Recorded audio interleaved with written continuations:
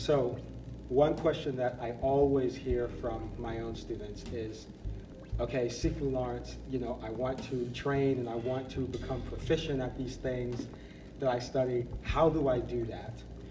My advice to students, especially early on, is that if you pay attention to the basic framework of the body, including the stances, the ways that you hold particular positions, the ways that you transition from one position to another position, your understanding of the overall material that you're working on will increase greatly.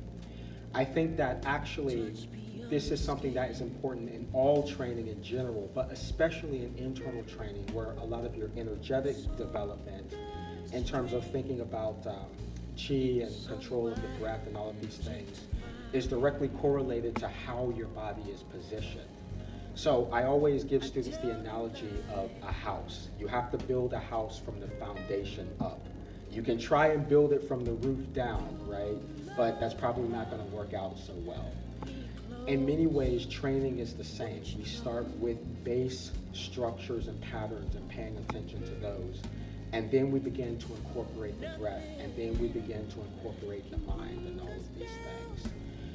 Now, that being said, in transitioning from level 1 to level 2 of training, one thing that I think that is important for students to realize is that in level 1, as I always tell students, you're just learning how to move around, right? How do I lift my foot up off the ground? How do I take a step and maintain my balance? Those are kind of some of the beginning things.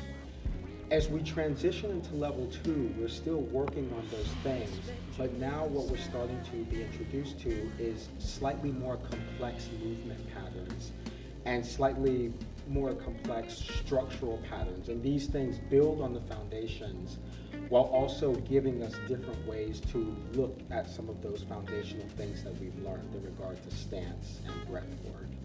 And so this is something that I think is very important for students to think about as they're moving through these different stages of their training.